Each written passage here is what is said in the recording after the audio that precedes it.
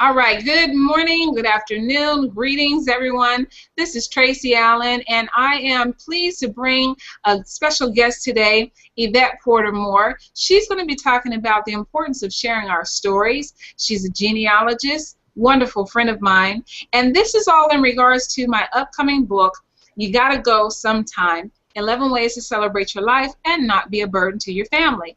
This is about making sure that we pass on good information to our loved ones while we're still alive, as well as making sure that we are planning for the final destination of our lives.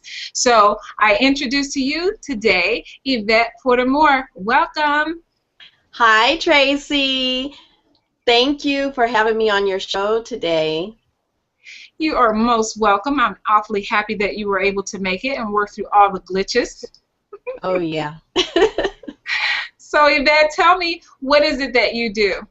Okay, I am a genealogist, and I'm also a storyteller of my family history, and I do that in different ways, and I also encourage others to tell their stories. Okay, so why is it important to share our stories? What is it that our future generation can learn from the past stories? Okay, if we don't tell our stories, then those things will be forgotten. There's so much history out there, but there's so much history that seems to get, misplaced and or, forgotten. And so we learn from the past, and it's just important that we, tell those stories. I mean, sometimes our families don't even know them, especially within our family. And I just think that it would help us to be able to move forward in our lives if we knew, what our family had to go through to get where they are today. Well, speaking of family, why don't you share with us something that you've learned through the research that you've done for yourself? What has been something that was a wonderful discovery for you? Right.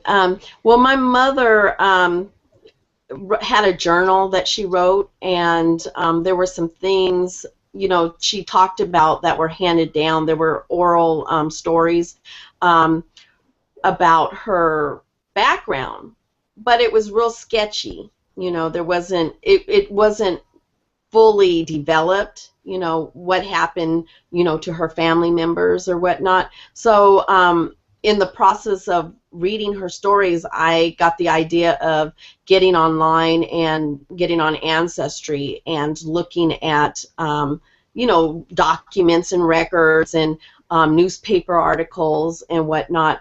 And my interest was in my Coley family, Zara Coley Brown, who was on the Jeffersons. So in doing so, in researching her and her siblings, she had at least 13 of them, going through that, I learned quite a bit of information about her family as they migrated from North Carolina to Worcester, Massachusetts. And what I discovered was that what my mother had stated was that my great-grandmother had been, or my great-great-grandmother had been a slave, but I didn't have very much information. But because of she was really the matriarch of her family, she had been in some newspapers and, just trying to help the community around her. So I was able to trace her and track her and then some of the other family members. And it just helped me to see where my family came from, and it just meant a lot to me. And then it made me realize that, some of the things that I do, with the community, that was started years ago, back in the 1800s, after 1865, and it may have been even before then, but it helped me to see that's where I get some of my activism from. Mm-hmm. That's cool. Yeah. So now you mentioned Ancestry. Like, what are some of the platforms that you would advise people to use so that they can be able to do this as well? Okay, well, there's a wealth of databases out there. First, you have to know the locale where your people came from. But I always suggest using Ancestry.com or FamilySearch.org, or there's another one called Macavo.com. But I think Family Search a lot because it is free. So I think that's a good starting point for individuals that are into their family history and researching. What better way to start off free? And so I suggest that first. Right. So now I know that you want to empower people to be able to do this themselves, but you also are able to help people if they need that kind of research done, right? And that's your business, correct? Right. Now, I don't help people, in other words, doing their research. In other words, I don't do it for them. I do encourage them, and I do help, giving them the steps and the tools to be able to do it on their own, because I think that it means a whole lot more when you go through the process and the steps of finding your own history. It just has more meaning. Right. And so, like, for one of the things that I do in getting my stories out, regardless if it's if I have the stories or if I find documents, I like to blog about it. So that's one of the platforms I use, is blogging. Yeah, and you found like great pictures and all kinds of information that you received because you've been blogging and people are following you. Is that correct? Yes, I've had, actually it's called cousin bait.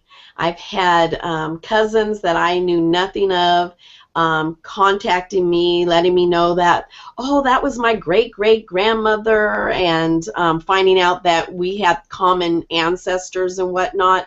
And by doing that, I was able to receive pictures, and then I also do the same thing. I give information freely as to finding the information. I just think it's better to share, because when you share, it comes back to you. Yeah, I agree. One of the stories, and I don't want to take up too much time, but one of the stories that you had shared with some people, you talked about one of your family members that didn't know that they were of a particular race until you started doing some research and found out some stuff. So share that story real quick. Right. My great-great-grandmother, Hannah Gilliam, she was born as a slave in Newbern, North Carolina. She had children, and one of her children, his name was Leander Gilliam. He was very fair. In fact, most of the family was very fair. They were multicolored, but this one ancestor in particular, he was very fair, and when he traveled to Worcester, Massachusetts with the family when they migrated, he decided that he was going to pass as white. And so from that generation, all of his children and then his children's children passed as white, but by that time, you couldn't tell if they were black. They pretty much looked like they were of the Caucasian persuasion.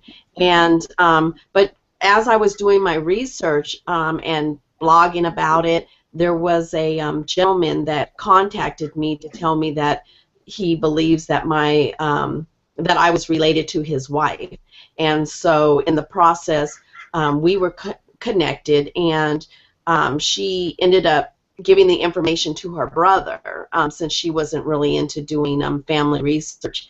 And her brother contacted me, and in that contact, when we first spoke, I let him know that the ancestors that we were researching, that they were African American, and he had no idea. He thought that his family line was Native American, which they were, but however, they also were black.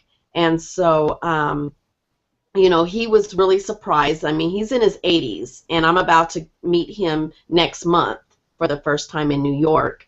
And he was very grateful. He took the information and he was excited about it because he, you know, wanted to know his, you know, he wanted to know his roots. Right. And he didn't care that it took him this long to discover or to find out. And he was just grateful. And he said he was happy that he was black.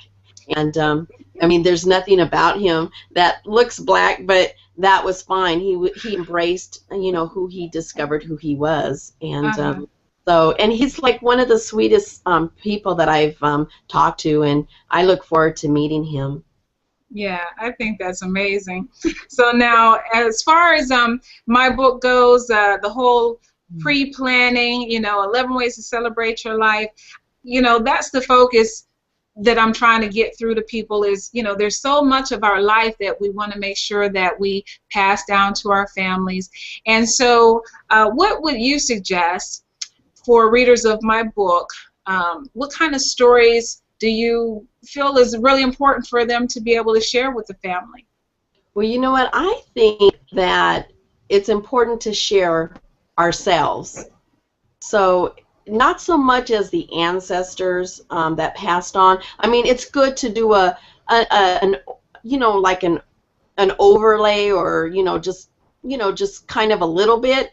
But the main important thing, I think, is, you know, to tell stories about ourselves, because we forget about us. Yeah. You know, wouldn't it be great if your children and your grandchildren, your great-grandchildren knew about you? And who better knows about ourselves is us. I mean, we know about ourselves, right? Right. And we can tell those stories. And I think that firsthand recollections are much better than getting those that are passed down, because you have to kind of try to confirm those things. Mm-hmm. So, I mean, it's important, yes, to do the other, but it's more important to tell our story about who we are and how we relate to those that came before us. Very good, very good. Well, I appreciate you sharing that information. And if someone wanted to contact you to get your help or your guidance, how should they reach you?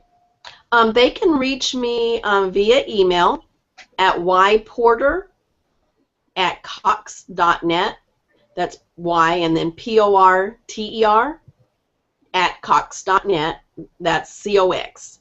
Or they can get me through my blog, which is YvettePorterMoore.com. Okay, all right. Yes. Love it. I appreciate you, Yvette. I appreciate you too. Thank you, Tracy.